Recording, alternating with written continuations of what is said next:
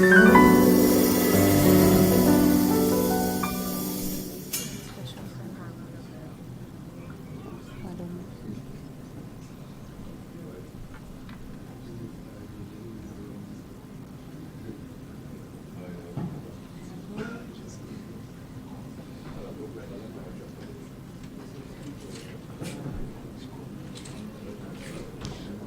name is Mondi Lewis.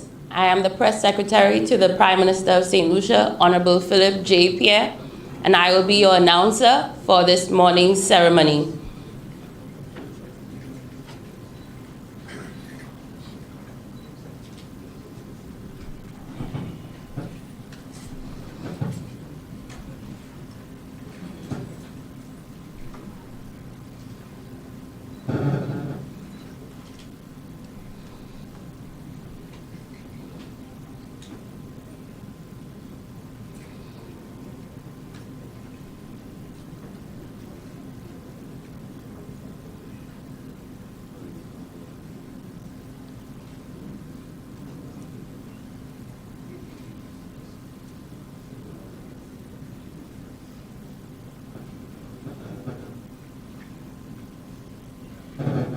Please help me welcome the Governor of the Eastern Caribbean Central Bank, Mr. Timothy N. J. Antoine.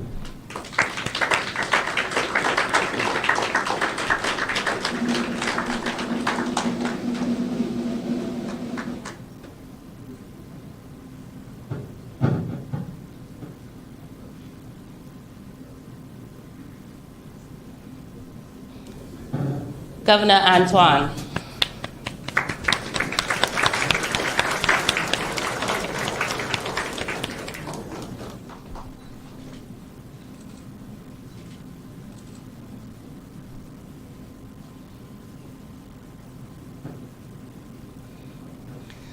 The incoming chairman of the Eastern Caribbean Central Bank Monetary Council, Honorable Philip J. Pierre, Prime Minister and Minister for Finance of St. Lucia.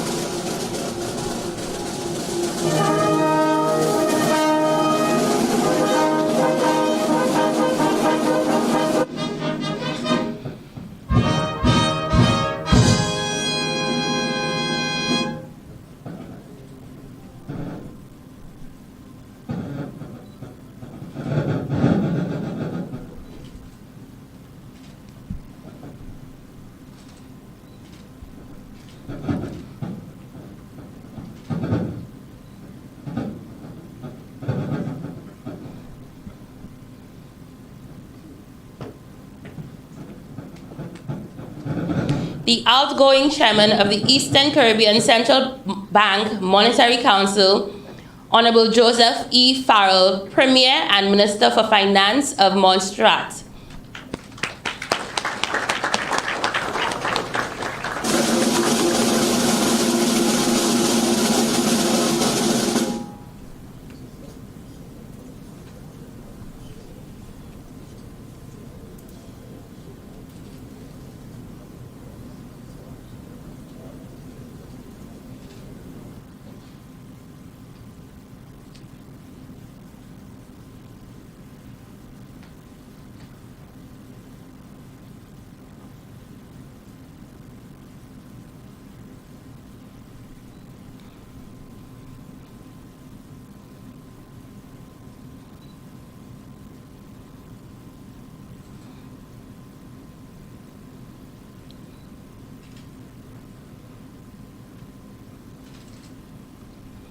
The Premier and Minister for Finance of Anguilla, Honorable Dr. Ellis Lorenzo Webster.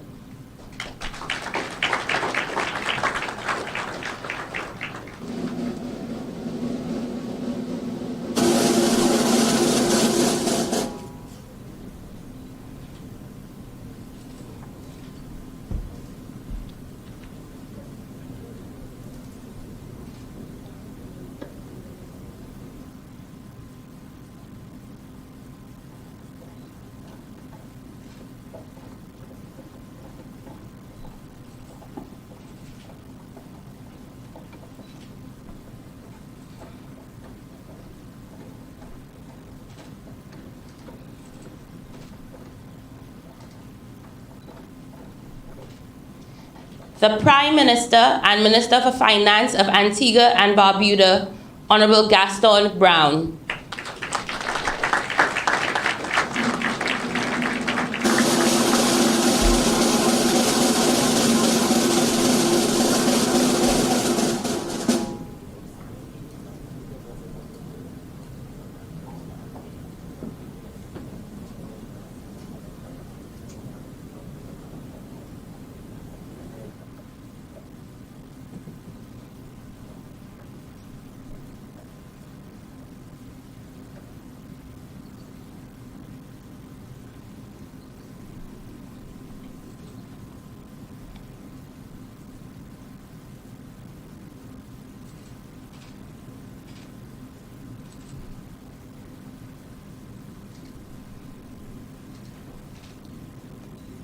The Prime Minister and Minister for Finance of Grenada, Honorable Dickon Mitchell.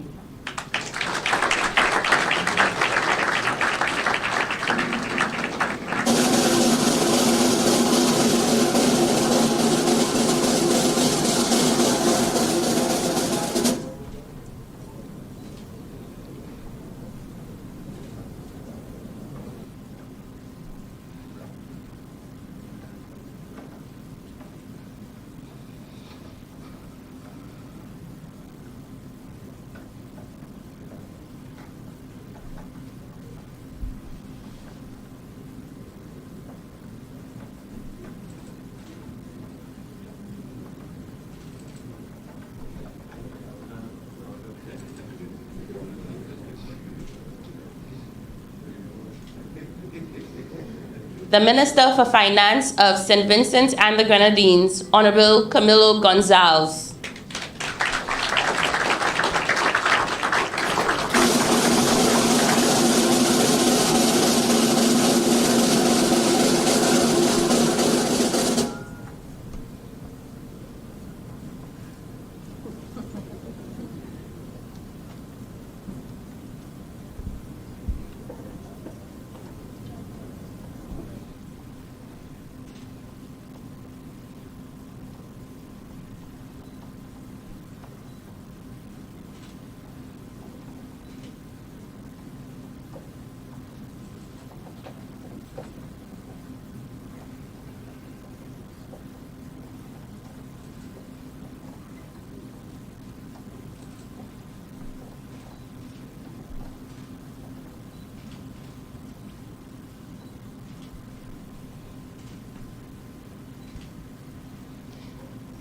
Please help me welcome His Excellency, Acting Governor General of St. Lucia, and his wife, Mr. and Mrs. Cyril Charles.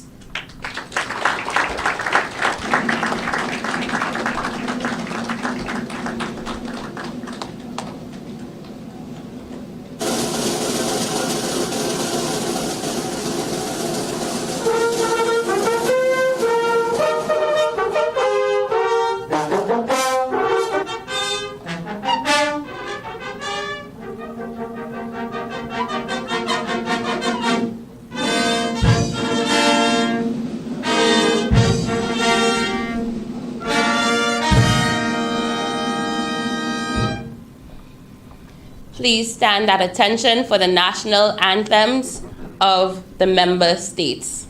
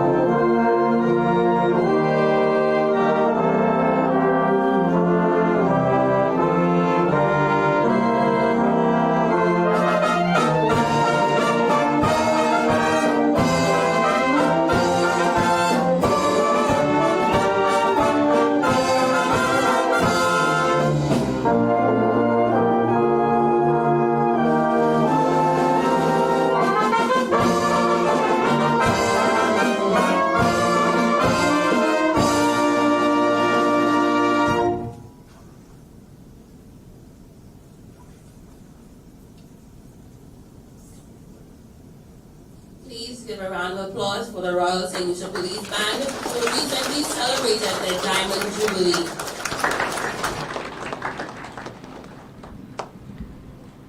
I would now like to invite Father Amal Raj of the Sacred Heart Church from Marsha to give us the invocation.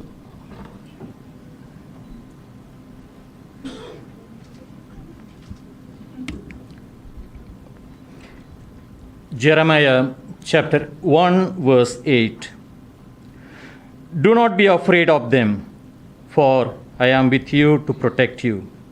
It is the Lord who speaks. God, our loving Father, thank you for everything what you are for us. You have called us, formed us, and gave us a mission to do it with love and care. Thank you, Lord, for gathering us together this morning as our Honorable Prime Minister assumes the chairmanship of the Board of Governors for the Eastern Caribbean Currency Monetary Council. Fill him with your Holy Spirit to continue to grow in wisdom and knowledge, to do everything what he can, especially at this time of financial crisis all over the world. Bless all those who are gathered here to come in assistance in every way possible, to give him a helping hand, to do everything in a successful way for the development of all our islands. Keep us all united as we are today to move ahead for your glory and for the good of all people. We ask this through Christ our Lord. Amen.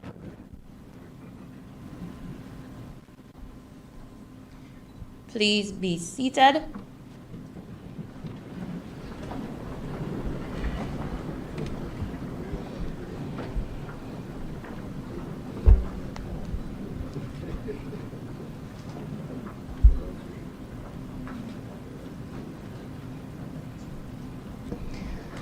I would now like to welcome the Governor of the Eastern Caribbean Central Bank, Mr. Timothy N. J. Antoine, to deliver opening remarks. Mr. Antoine. Thank you very much.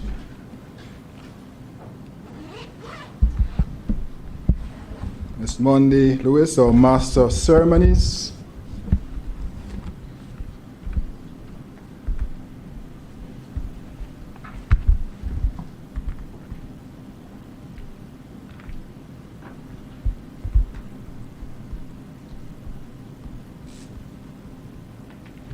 Your Excellency, Mr. Cyril Errol M. Charles, Acting Governor General, and Mrs. Charles, Honorable Joseph Easton Farrell, Premier and Minister for Finance for Montserrat and outgoing Chairman of the Monetary Council, Honorable Philip J. Pear, Prime Minister and Minister of Finance for St. Lucia and incoming Chairman of the Monetary Council, other members of the Monetary Council, Ministers of Government, Members of Parliament, Dr. Diticus Jules, Director General of the OECS Commission, Dr. Jean Leon, President of the Caribbean Development Bank, members of the Diplomatic and Consular Corps, Dr. Valda Henry, Deputy Governor of the Eastern Caribbean Central Bank, Ms. Tracy Polias, Chief Director of Policy, Eastern Caribbean Central Bank, board members and advisors, specially invited guests, members of the media, citizens, residents, and friends of the Eastern Caribbean Currency Union, greetings and good morning. Good morning. Thank you. It is my distinct pleasure to welcome each of you to the handing over ceremony that marks the change in chairmanship of the Monetary Council. Today, the chairmanship passes from the council member from Montserrat to the council member for St. Lucia. I seize this opportunity to welcome our newest council member, the Honorable Deacon Mitchell, Prime Minister and Minister of Finance for Grenada. Prime Minister, I extend my very best wishes to you for a highly successful tenure. I place on record our thanks to Minister Boeing, the immediate past council member for Grenada, for his service to our council over the last 2 years. I wish to now thank our outgoing chairman for his excellent stewardship, Premier Farrell, in a difficult year. During his tenure, council made several key decisions that supported monetary and financial stability and continued our very engaging policy sessions. Article 7.2 of the ECCB agreement states, and I quote, "The council shall meet not less than twice each year to receive from the governor the bank's report on monetary and credit conditions and to provide directives and guidelines on matters of monetary and credit policy to the bank or and for such other purposes as are prescribed under this agreement," end of quote. Today, I confirm to all of you that the EC dollar remains strong with a current backing of 92%. Indeed, 2 weeks ago, we celebrated our 46th anniversary of stability. That is, it was in 1976 that the framers and founders made that important decision to peg our EC dollar to the US dollar. 1 US, 2.7.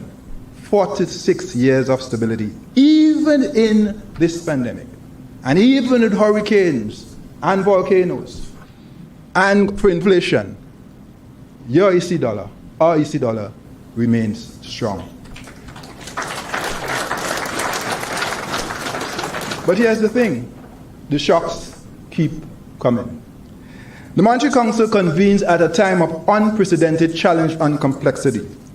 During the IMF World Bank meetings in April of this year, the managing director of the fund described these times, and I quote, as the most complex policy environment ever.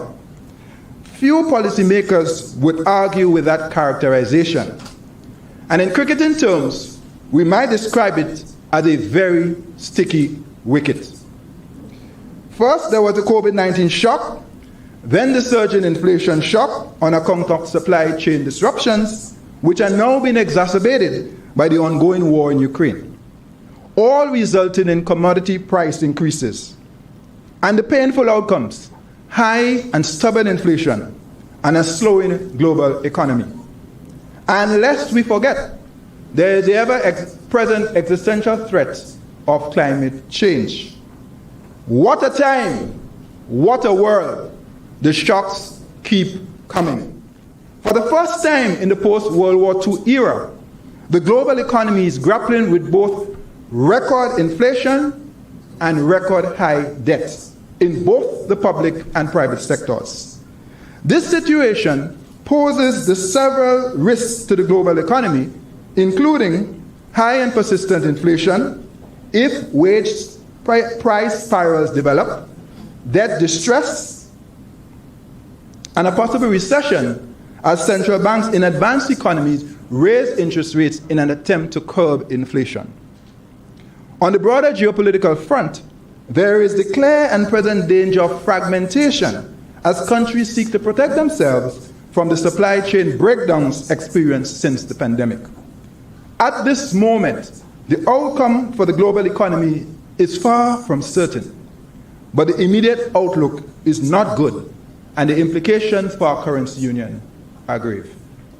For starters, our working assumption is that the current inflation could last for at least another 12 months, perhaps even longer. Some of that has to do with the war in Ukraine, and at this point we do not know when that war will end. Consequently, we must or ought to govern our affairs accordingly. With the reopening of our economies and the pickup in tourism, we currently project that the ECCU will grow this year by 6% and next year by 5%. Our region is also dealing with the Liat shock as a consequence of the greatly diminished capacity of Liat occasioned by the pandemic, albeit with significant pre-existing conditions. When we consider that at least 20% and up to 1/3 of all arrivals in our region come from our member countries, intra-Caribbean travel, we begin to comprehend the magnitude of the Liat shock on regional air connectivity. Setting aside for a moment the prohibitive cost of travel and the onerous schedule where service even exists, it is an affront to our Caribbean civilization and an assault on our regional integration movement that many Caribbean citizens now find themselves requiring a U.S. visa to travel within the Caribbean. I know this vexing issue is occupying the minds of our heads of government, and I will say no more at this time as we look towards a resolution. And some of the players who will be involved are very much in this room this morning. I will say that I took my first Liat flight yesterday to get from Antigua to St. Lucia. And we got here safely and on time. Hope springs eternal. A call for collective actions, because where risks abound, opportunities also abound. Ladies and gentlemen, the pressure on all sectors and all social partners are real and mounting. Our current situation demands a coming together at all levels: households, communities, countries, nationally, regionally, and internationally. We've seen some things we've never seen in terms of inflation, for example. We have now to come together. Now is the time for our social partners, governments, labor unions, business, civil society, including our youth and our churches, to engage in meaningful dialogue about shared sacrifices to weather the current inflation storm. At this time, unilateral demands by partners, be they businesses or labor unions, are unhelpful and will simply make a bad situation worse. For example, the price of fuel at the pump in the ECCU ranges from $15 to $20 per gallon, with varying government subsidies to help manage the current price. In other words, it would be even higher were it not for these government interventions. As government take additional steps within their limited means to cushion the effect of inflation on our vulnerable households and businesses, now is also not the time for price gouging by unscrupulous operators. Not the time. This is a moment for patriotism and shared sacrifice. Please. Even as we address the pressing matter of high food and energy costs, we must also seize and pursue opportunities for building resilience and transforming our region. Now, therefore, is the time to accelerate our renewable energy transition, digital transformation, and our food and nutrition security. Indeed, we must support and applaud persons like Kitlin Carew, CEO of Helen's Daughters, as we encourage women and youth in agriculture. Where is Ms. Carew? There you are. There you are. Let's applaud her for her efforts. Please. Please. Ms. Carew is my special guest today. She blew us away last year when she presented at our Growth and Resilience Dialogue. And Kitlin, if I may call you that, 2 years ago you said something that I will never forget. Teach a woman to farm and feed a country for eternity. I love that. Boy, do we need food right now. Accessible, affordable, healthy food. So we bless and encourage your efforts as you continue on that journey. And Kitlin, Ms. Carew, represents many youth in our region. And this is a moment when we can make a legacy out of this crisis, this pandemic, in food and nutrition security. We have to support people like Ms. Carew. We have to support her. Now is therefore the time for our member countries to make full use of the Eastern Caribbean Partial Guarantee Fund, which was launched in October 2020, to support small entrepreneurs in the ECCU. The fund provides working capital, startup capital, and classic guarantees for small businesses including creatives through participating banks and credit unions and development banks. The current size of this fund is $30 million. Now is the time to launch the Credit Bureau to help more people get access to credit and other financial services, thereby improving the distribution of long-standing excess liquidity in our financial system, while also strengthening credit risk management. As we press forward, I make a special appeal to our member countries for urgent enactment of pending legislation, as this, frankly, is our single biggest strategic risk. The pace of our transformation is in our hands, because I believe we must do for ourselves what we can do for ourselves. And we must simply give ourselves a fighting chance to survive and thrive in a global economy that often treats our small countries as invisible, disposable, and of no consequence. I conclude.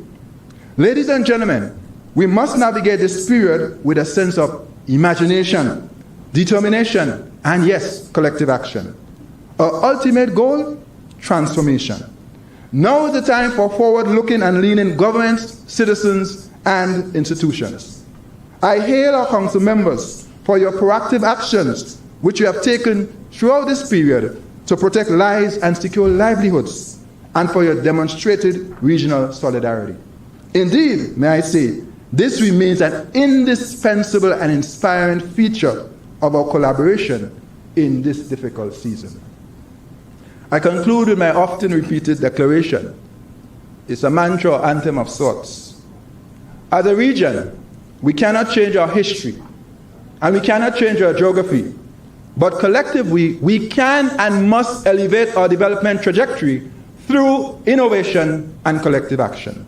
So let us press forward, secure in the knowledge that we can do, quote unquote, all things through Christ who strengthens us, Philippians 4:13. I thank you.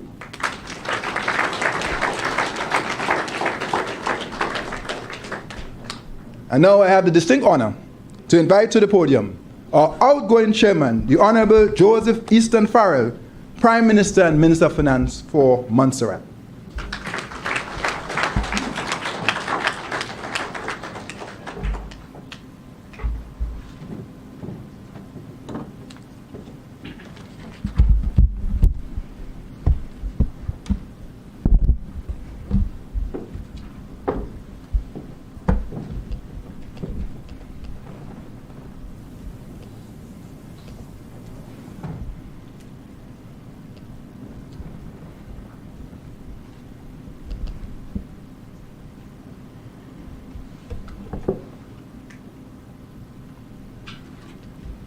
Good morning.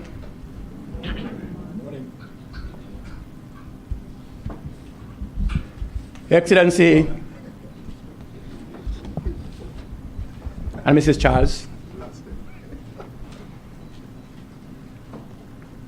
Honorable Philip J. Pierre, Prime Minister and Minister of Finance, Economic Development and Youth Economy for St. Lucia, and incoming Chair of the Monetary Council, colleague members of the Monetary Council, Mr. Anthony J. Antwine, Governor of the Eastern Caribbean Central Bank, Dr. Valder F. Henry, Deputy Governor, ECCB, Ms. D. Tracy Spolius, Chief Director, Policy, Eastern Caribbean Central Bank, board members and advisors, management and staff of the Eastern Caribbean Central Bank, ministers of media, sisters and brothers of the Eastern Caribbean Currency Union, good morning. I bring you greetings from the people of Montserrat and the people of St. Lucia and the wider Currency Union. Prime Minister J. Pierre, thank you for your generous reception and gracious hospitality. I take this opportunity to congratulate you on your first anniversary as Prime Minister of St. Lucia and wish you a successful position.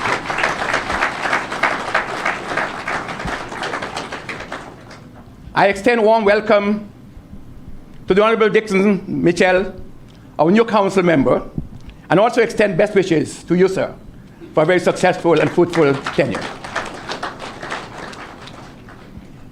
When I took up the mantle of leadership of the Monetary Council 1 year ago, there were glimmers of hope, glimmers of optimism. A vaccination program were being rolled out, across the region. And the International Monetary Fund latest projection was a global growth on the promising 4.4%. 1 year on, vaccination rates have fallen short of expectations. Furthermore, the war in Ukraine has complicated the policy environment and dimmed economic prospects. Today, as I pass on the baton of chairmanship to the Monetary Council to Prime Minister Peer, I'm very cognizant, sir, that our journey is not a sprint, but rather a marathon. I take a few moments to share with you the success that we have made. And I say we have made together on my chairmanship of the Monetary Council 2021-2022. In the past year, we began our climb out of the deep hole that the pandemic created in the Eastern Caribbean Currency Union economy, with a contraction of 17% in 2020. In 2021, we recorded a growth rate of 5.8%, and earlier this year projected further strengthening of growth in 2022 to 6.7% prior to the war in Ukraine. Against the backdrop of the ongoing pandemic and the unfolding fallout of the war in Ukraine, we press ahead with our policy agenda to chart a path towards recovery, while taking steps to enhance resilience and lay the foundation for socio-economic transformation. I now present brief updates on the work program I outlined when I assumed the chairmanship of this august body. The EC dollar is a critical pillar of macroeconomic stability, and confidence in the Eastern Caribbean Currency Union remains stable and strong. Despite volatility and financial markets, the ECU foreign reserve buffers and assurance policy for our currency union have withstood the economic shocks. The backing for the currency has remained in the 90% range, far exceeding 60% backing required by law. After 2 years, the bank oversaw a successful wind down of the loan repayment deferral program on 31st March 2022. At that time, only 5.4% of the loan portfolio in the Eastern Caribbean Currency Union was under the program, compared with about 40% at the height of the program in September 2020.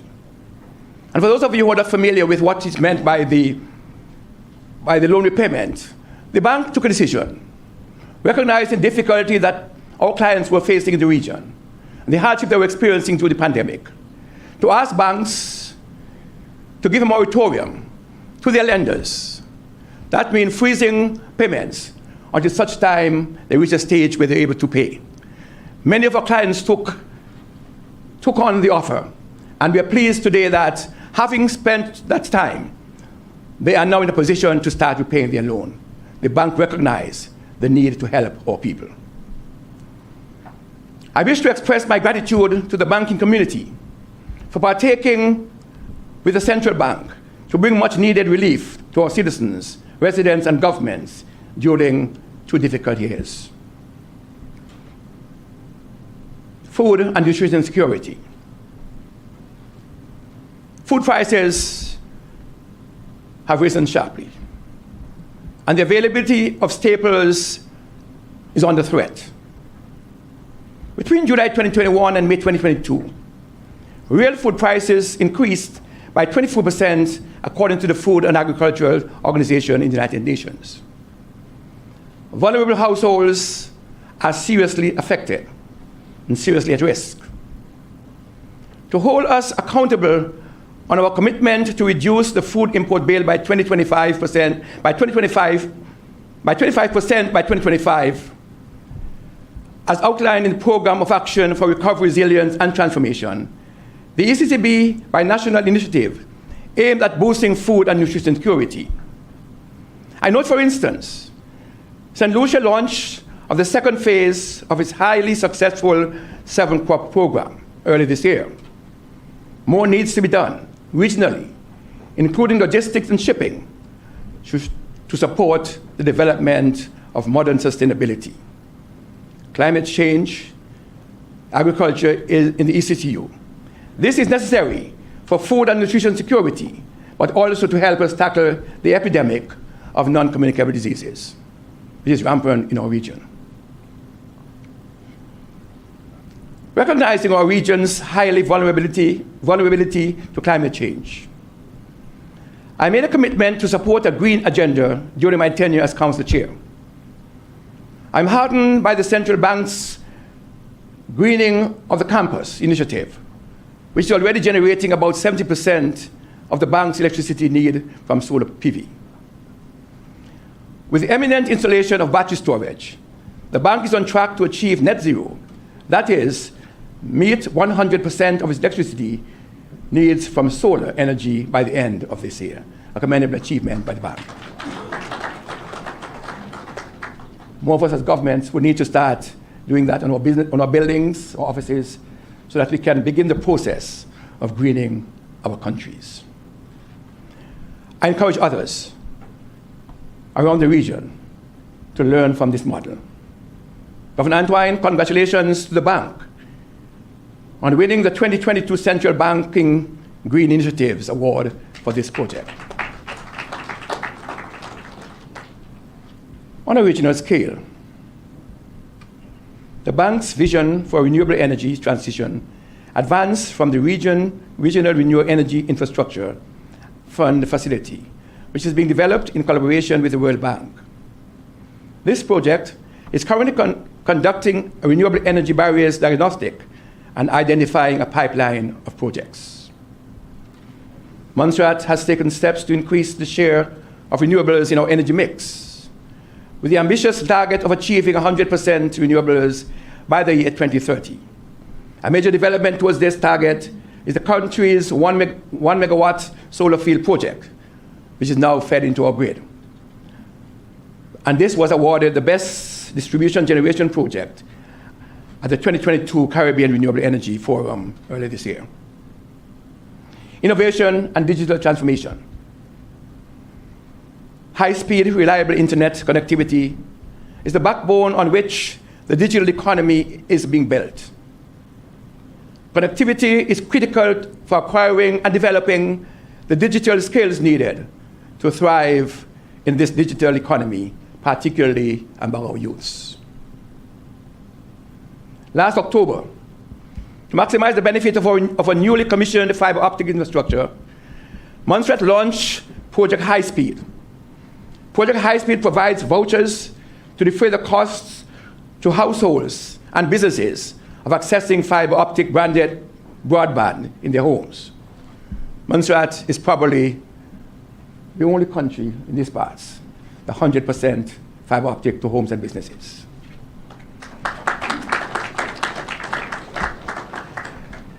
Dcash. Dcash is the first central bank digital currency to be issued in the Caribbean Currency Union. I am pleased to note that Dcash has now been rolled out in all member states.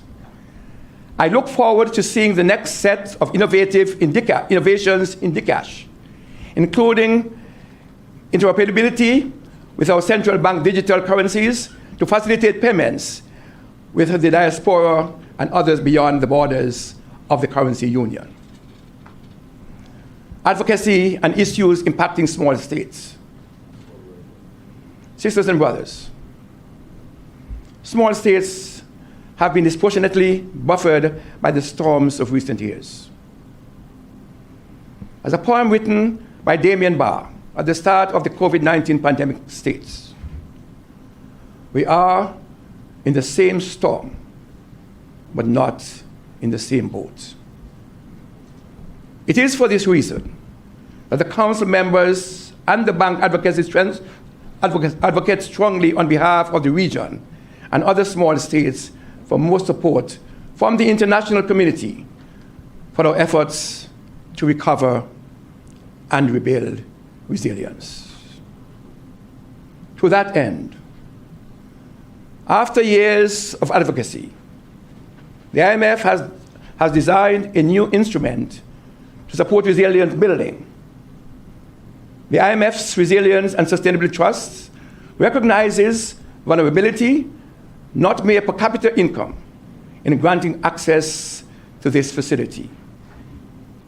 The approval of the RST is a triumph for small island states, such as those in the Eastern Caribbean Currency Union. Prime Minister Pierre, as our incoming chair, there is no denying that the challenges that lay before us are many and daunting. Rest assured, though, that I and my esteemed colleagues on the Monetary Council stand ready to support you in advancing our policy agenda for the currency union. Sisters and brothers, we have come this far by faith, trusting in the Lord. Let us continue to lean on Him to see us through. I thank you.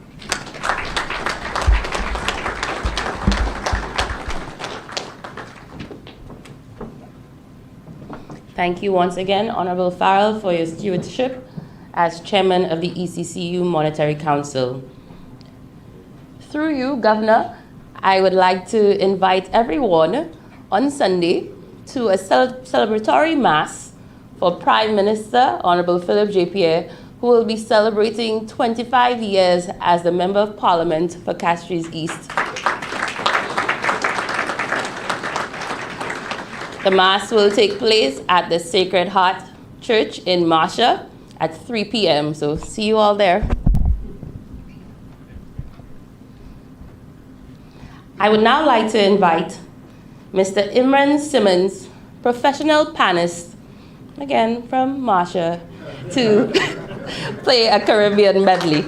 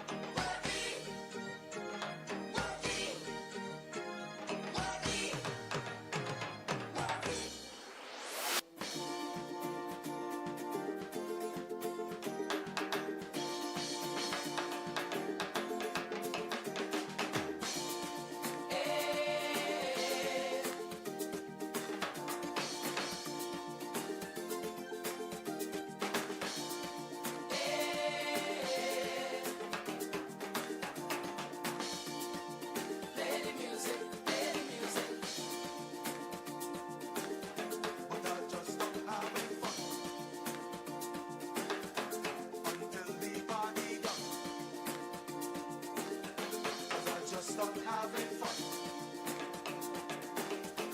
Don't stop this jam. Pump me up with the music.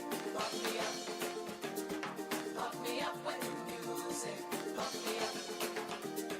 Pump me up with the music. Pump me up. Pump me up with the music. Pump me up.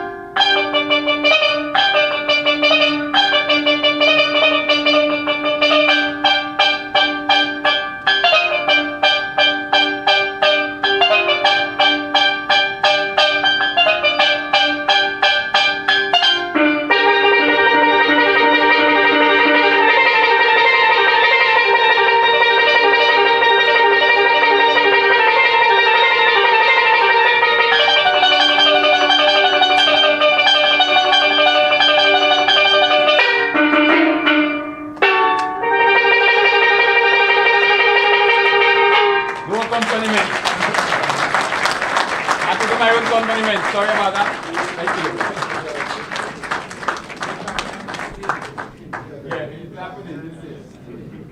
I suspect Bruce Lee was at play here with a little sabotage, but never underestimate the men from Castries East.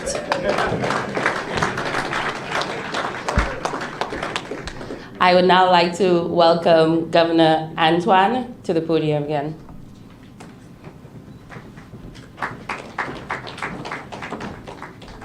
Thank you, Master of Ceremonies. And let's give him for the sweet, sweet sound of pan. Let's give the young man a round of applause. Can anybody guess where he comes from? Do you happen to know the MP for the area called Masha? For those who not in St. Lucia who are maybe listening online, our next speaker is the MP for Masha. Clearly, Masha got talent. And so it gives me great pleasure, delighted in fact, to welcome to the podium. Please stand to welcome our incoming chair, Prime Minister Philip J. Pear of St. Lucia.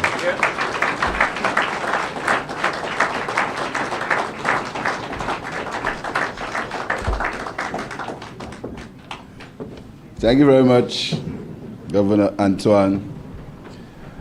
Let me assure you, I was not the one who set the dates, so you could not be here for Carnival. Excellency, Acting Governor General Errol Charles and Mrs. Charles, fellow heads of government, Prime Minister Webster, Prime Minister Gaston Brown, Prime Minister Mitchell of Grenada, members of the St. Lucia Cabinet, members of the St. Lucia House of Assembly, permanent secretaries, Dr. Valda F. Henry, Deputy Governor, the ECCB, Ms. D. Tracy Polius, Chief Director Policy of the ECCB, board members and advisors, President of the Caribbean Development Bank, members of the Diplomatic Corps, fellow St. Lucians, brothers and sisters, good morning. Let me welcome you to St. Lucia and the hospitality of our people. I'm pleased to host this in-person ceremony, the first of its kind since 2018, and of course, my first non-virtual Monetary Council meeting since I became the Minister of Finance in July 2021. Today, I have the distinct honor of assuming the chair of the Monetary Council and to advance the strategic objectives of the ECCB as outlined in the strategic plan. I take the opportunity to thank Premier Farrell for his steady leadership of the Monetary Council in the midst of mounting challenges. Under Premier Farrell's stewardship, our award-winning and world-renowned central bank delivered on its mandate for monetary and financial stability in the ECCU.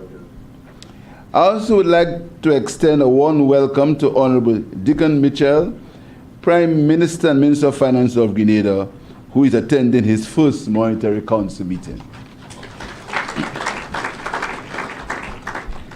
I join the outgoing chairman in commending Governor Antoine for his effective leadership and to the ECCB management and staff for the very important work they have been doing.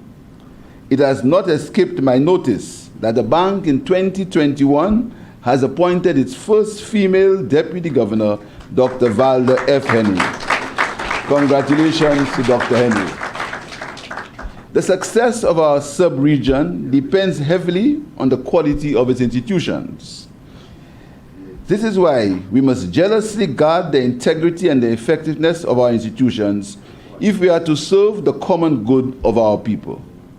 The president of the International Economic Association and well-respected economist Danny Roderick puts it this way, and I quote, "The quality of institutions trumps everything else, that is geography and trade, in determining income levels worldwide." We must therefore remain committed to protecting the integrity and quality of the ECCB, which remains an effective and well-respected institution globally for over 40 years. We are living in extraordinary times, and arguably one of the most difficult times to govern. In July of last year, the COVID-19 plague had already claimed 140 lives in the ECCU. Today, we sadly report the related loss of over 1,000 people in the currency union. And we should observe half a minute silence for these who lost their lives.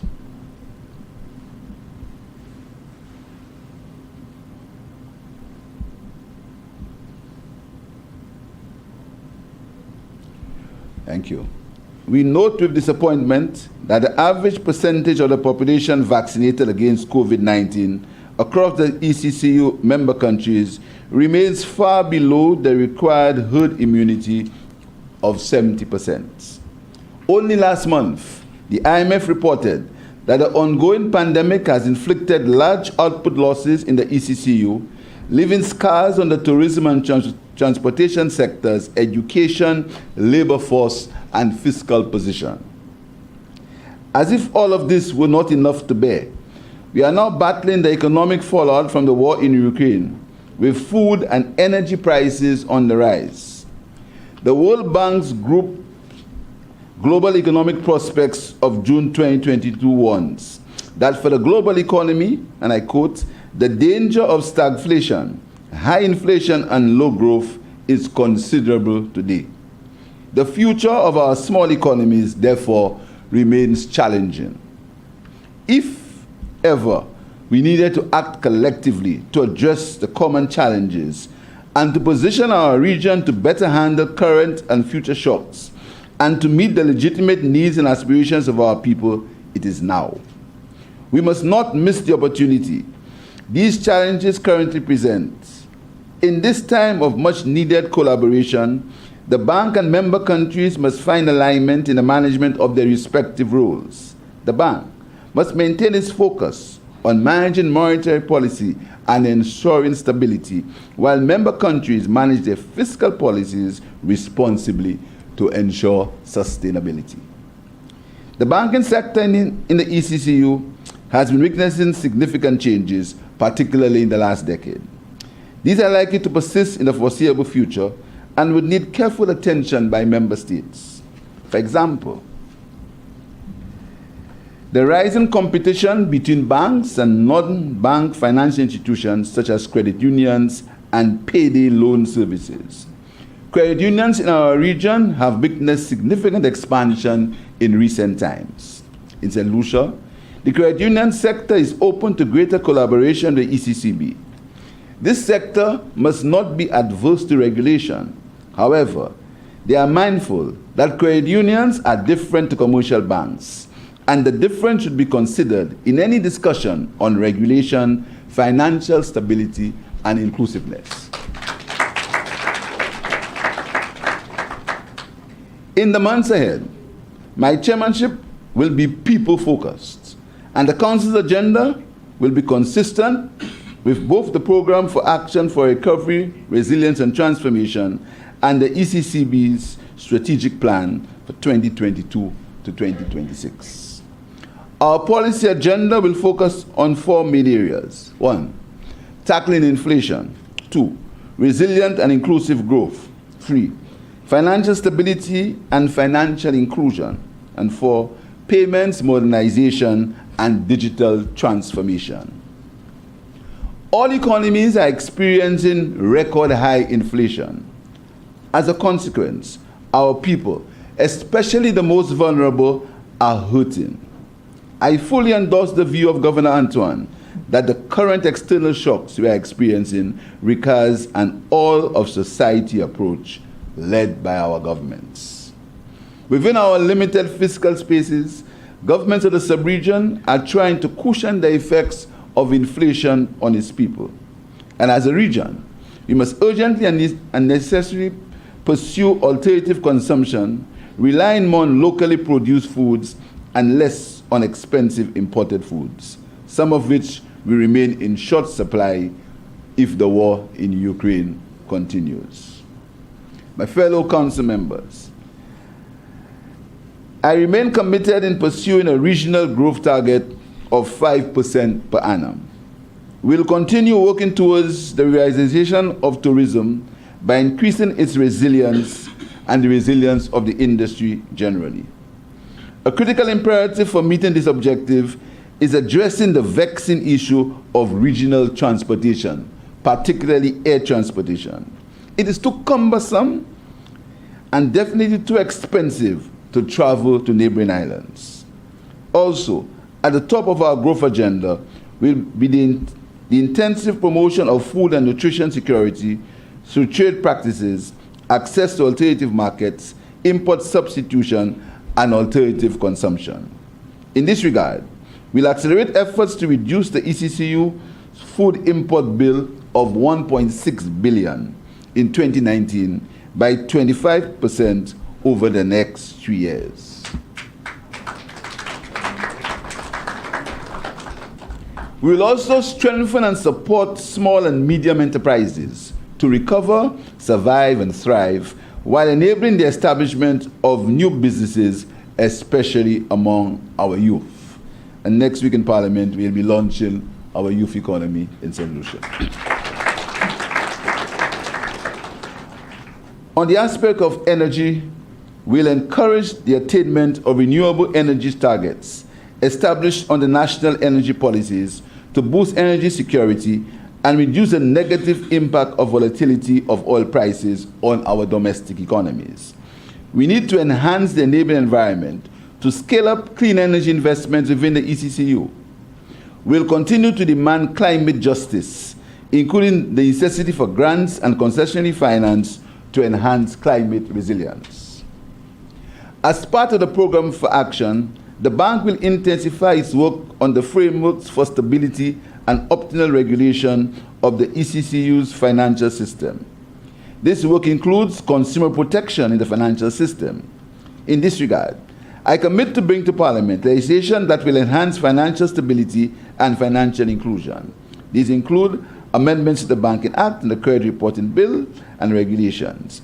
I take this opportunity to urge all member countries to enact the Outstanding Monetary Council approved legislation at the earliest opportunity.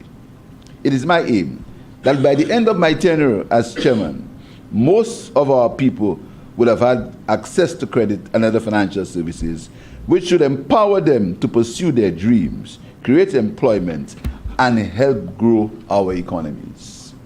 The bank will also advance its work on deposit insurance to protect depositors. Later today, the Monetary Council will consider a new payment system and services legislation. Some may ask, what is this for the people? My response, faster, cheaper, and safer payments, greater consumer protection, and a better climate for promoting innovation and financial inclusion. After all, payments are the lifeblood of every economy. Indeed, this initiative is part of our vision of developing a digital economy for the people of our region, especially our youth. Fellow council members, regional and international partners, public sector and private sector stakeholders, civil society and youth, I issue a clarion call to action for the transformation of our region. To realize the outcomes of the Council's people's-led agenda, we require commitment and political will, stakeholder participation, sustainable financing, and collective action. Today's challenge presents the opportunity for greater collaboration of effort at all levels. Let us not waste it and be brave. We can do better in serving the common good of our people. It is the reason why we are called to serve. I thank you.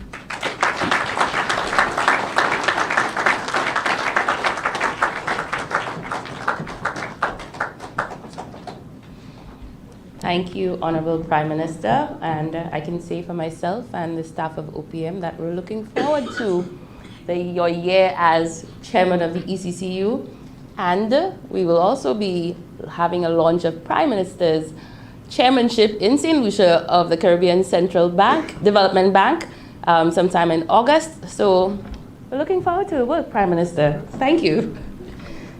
I would now like to call on Governor Antoine once again for the closing remarks.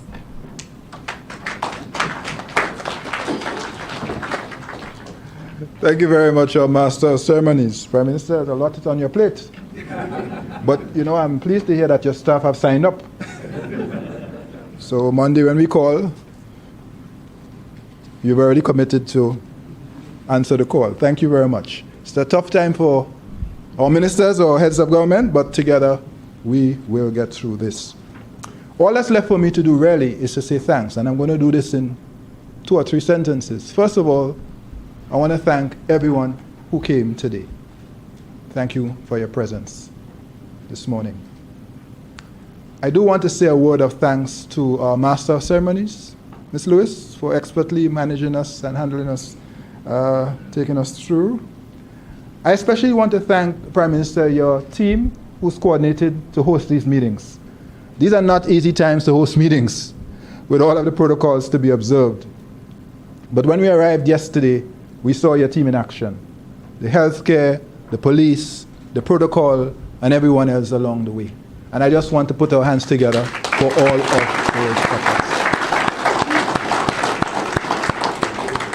They made us feel welcome, and I know they've gone out of their way to really host us. And I thank you, Prime Minister, for agreeing to do it and for your team rallying with you to do just that. I do want to thank all of the coordinating committee. I know they met over the Carnival weekend, for example. Sacrifice, but this is the time for patriotism and shared sacrifice. They demonstrated that. I know on Monday they were meeting, Tuesday maybe as well, to go over the final details, and I want to thank them for that. I especially want to thank our team at ECCB, in particular our country manager, Mr. Everton Seeley, who's coordinating both this meeting and as well working with us on our country outreach next week. So let me say on next week, God willing, we will start our country outreach mission, where we will be meeting with stakeholders, starting with, of course, the head of state, the cabinet, leader of the opposition, social partners, and others. And we certainly look forward to seeing you, the media as well, over those next 2 days next week. I especially want to thank our manager on the ground, Ms. Acklin Blaise. I don't know if Acklin is in the room. There she is, in the black and white. But Acklin is a champion in her own right. And the council members will tell you, but you know, when you're trying to coordinate 8 countries with meetings, a lot of coordination is required. She has mastered that, and I just want to especially thank her for all of her efforts. We can't do those meetings without people like Acklin. So, all that's left for me to do is to tell you that there are refreshments outside. You will be directed. Please partake. Thank you for your presence and your prayers. God bless you all. Thank you.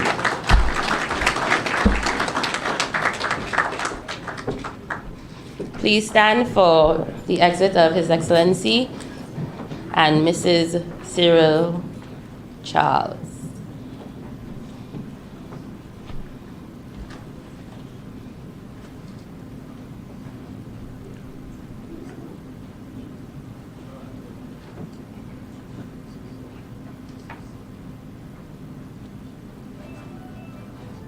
Monetary Council members, please remain in the room, and everyone, please partake in the cocktail outside. Thanks for coming.